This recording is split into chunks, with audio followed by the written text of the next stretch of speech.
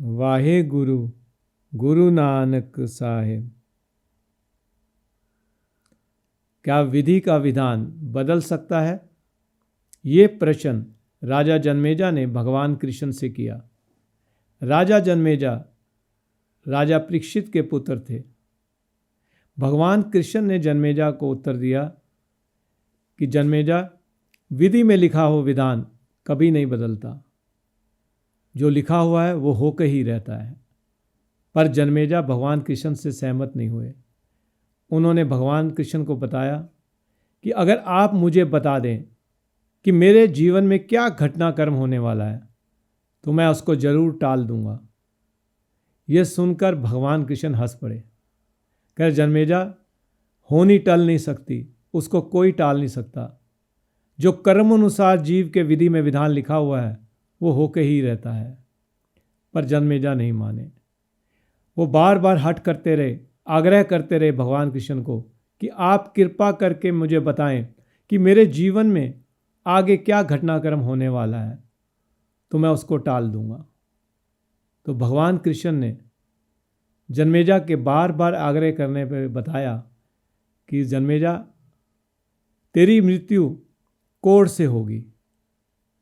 ये सुनकर जन्मेजा बहुत हैरान हुए। उन्होंने भगवान कृष्ण से पूछा कि मैंने तो कोई पाप कर्म किया नहीं, फिर कोढ़ कैसे हो जाएगा? तो भगवान कृष्ण ने कहा, सुन जन्मेजा, जो घटनाक्रम अब मैं तुझे बता रहा हूं वो तेरे जीवन में घटित होगा। तेरे यहां एक घोड़ी बेचने वाला आएगा। वो घोड़ी इतनी सुंदर होगी कि तू उस पर मोहित होगा और तू उसको खरीद लेगा। और तू उस घोड़ी की सवारी कर कर जंगल में शिकार खेलने के लिए जाएगा।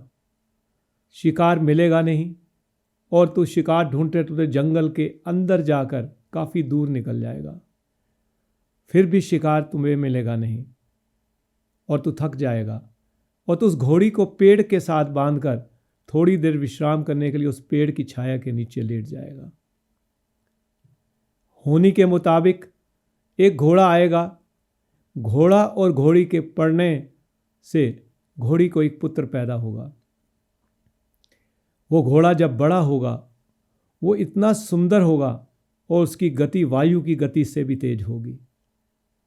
तू उस पर बहुत मोहित रहा करेगा। एक दिन अश्वमेध यज्ञ करने के लिए तू उस घोड़े को छोड़ेगा और जब वो घोड़ा पड़ोसी राजे से निकलेगा तो वो राजा उस घोड़े को रोककर बांध लेगा और तू उस राज्य के साथ युद्ध करेगा।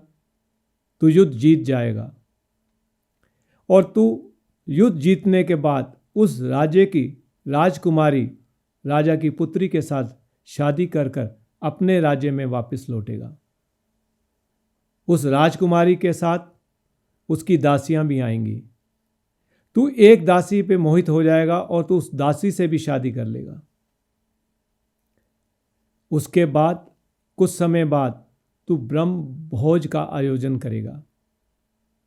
उस ब्रह्म भोज में ब्राह्मणों के साथ उनके युवा पुत्र भी आएंगे। तू और तेरी दासी रानी उनकी सेवा में ब्रह्म भोज में लगे होंगे। लेकिन दासी रानी की हल्के कपड़े की साड़ी वायु चलने से ऊपर उठ जाएगी और उसका नगन ब्राह्मणों के पुत्रों को दिखेगा और वो पुत्र बहुत जोर से हंसेंगे। उनको हंसते देखकर तुझे क्रोध आ जाएगा। उस क्रोध में तू ब्राह्मणों के पुत्रों का वध कर देगा।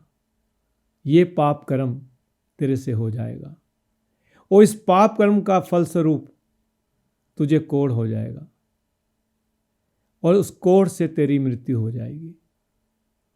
ये सुनकर राजा जन्मेजा ने भगवान कृष्ण से प्रश्न किया कि क्या इस कोढ़ को दूर करने का कोई उपाय है? तो भगवान कृष्ण ने कहा, हाँ, उपाय है। तू व्यास ऋषि के पास महाभारत की कथा सुनने जाएगा। अगर तू श्रद्धा के साथ सारी कथा सुन ले तो तेरा सारा कोढ़ दूर हो जाएगा, लेकिन ऐसा तू कर नहीं पाएगा।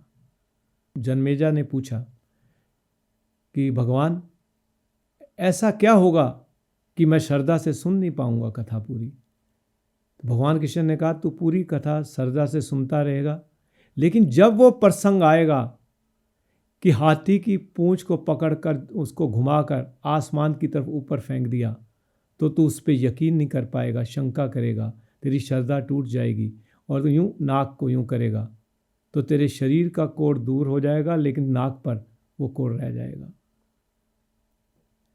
अब जन्मेजा ने पूछा, क्या इसका भी कोई उपाय है? तो भगवान कृष्ण ने कहा, हाँ, इसका भी उपाय है। अगर तू एक बार और महाभारत की कथा ऋषि व्यास से सुने और इस बार तू संयम से अपनी श्रद्धा को ना टूटने दे, शंका अपने मन में ना आने दे, और पूरी कथा अगर तू सुन ले, तो तेरा ये कोढ़ भी दूर हो जाएगा।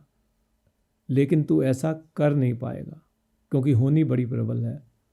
तो जन्मेजा ने भगवान कृष्ण से पूछा, इस बार क्या होगा? कैसे श्रद्धा टूटेगी मेरी? अब तो मुझे पता है कि हाथी को ऊपर फेंकने के प्रसंग पे मैं शंका करूंगा। अब दूसरा कौन सा ऐसा प्रसंग आएगा जिस पे मेरी श्रद्धा हट जाएगी?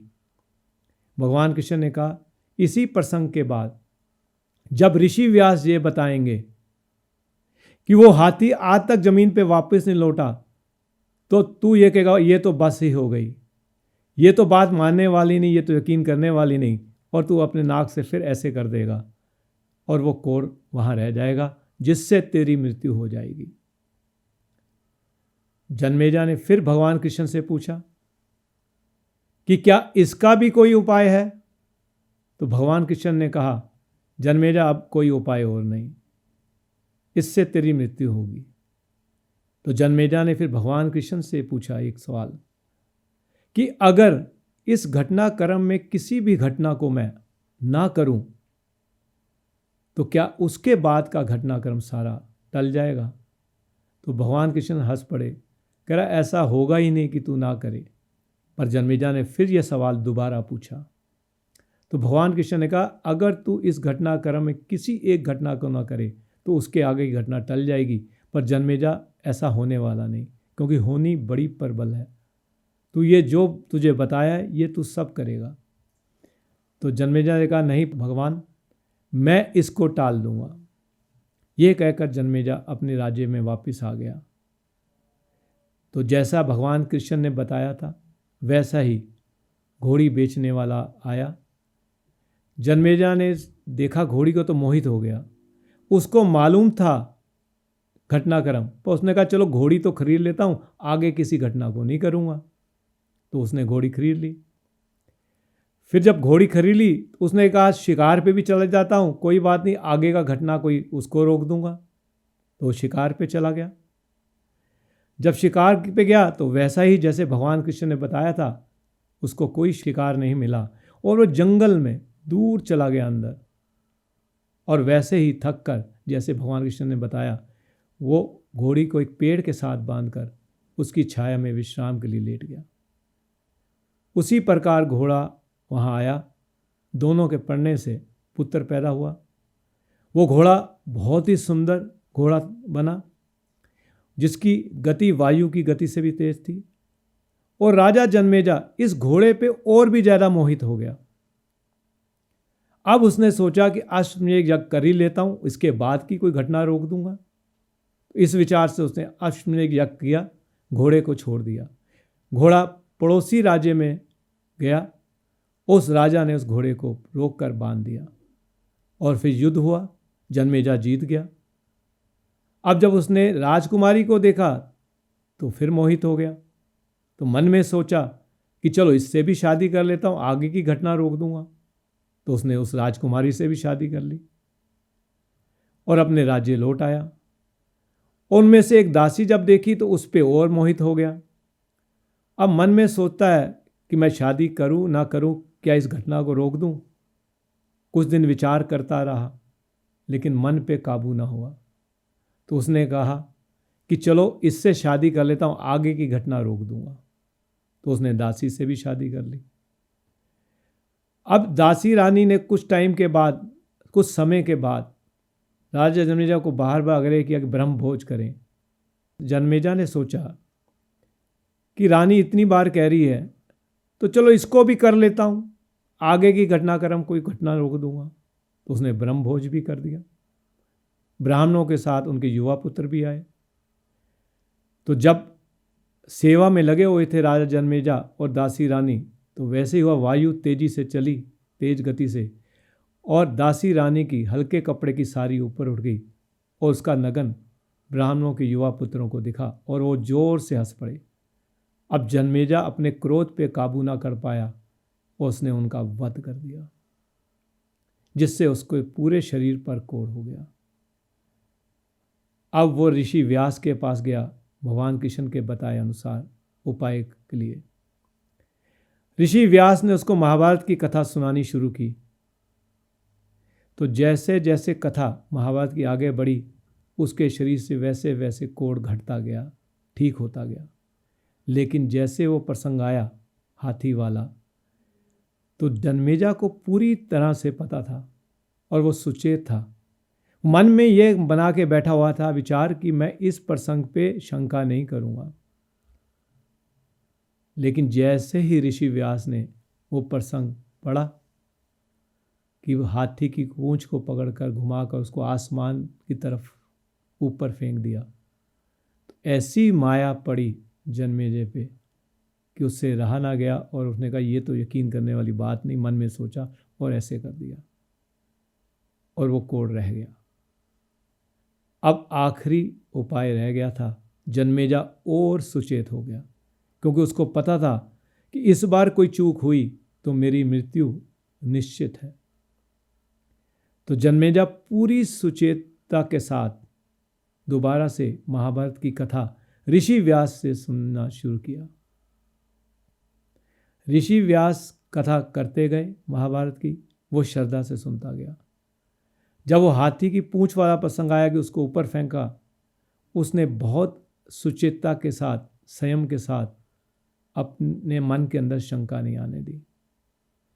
लेकिन उसके बाद जैसे ही ऋषि व्यास ने यह कहा कि वो हाथी आज तक जमीन पर वापस नहीं आया, हालांकि जन्मेजय को ये कृष्ण भगवान बता चुके थे कि यहाँ तू दोबारा शंका करेगा, और वो पूरे मन से बैठा हुआ था कि मैं शंका नहीं करूँगा।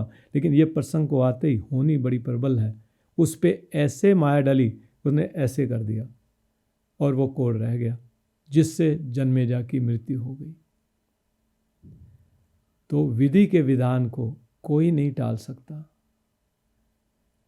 इसमें एक भेद है कि सिर्फ इसको टालने वाला वही है जिसने इसको लिखा है विधान को, प्रभु।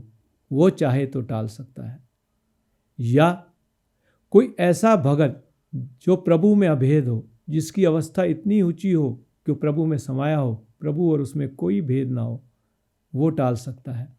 लेकिन भगत तो ऐसा करेगा नहीं, क्योंकि वो तो भगवान की रजा के अंदर ही चलते हैं, उसकी रजा के बाहर नहीं जाते कभी। या फिर कोई अवतार जो उस युग का अवतार हो, उसमें इतनी समर्थता होती है, शक्ति होती है कि जो घटनाक्रम वास्तविकता में होने वाला होता है, वो अगर कृपा करें, दया करें, तो उस जीव को पूरा घटनाक्रम स्वप्न में दिखा देते हैं, वास्तविकता से टल जाता है वो। या फिर किसी महापुरुष, साधु, संत जो कि पूरा हो, उसकी संगत में वो जीव आ जाए और वो उससे भक्ति करवा ले, तो भक्ति से शूली का शूल बन जाता है। अगर जो पीड़ा फांसी पर चढ़ के होने वाली थी, वो शूल जितनी छोटी रह जाती है और निकल जाती है। पर ये बातें बहुत दुर्लभ हैं, ये आम बातें नहीं हैं। तो अगर आम बात करें तो विधि का विधान नहीं टलता। जो जीव के कर्मानुसार विधि में विधान लिखा हुआ है, वो होकर ही रहता है, वो टलता नहीं है। वाहे गुरु नानक साहिब।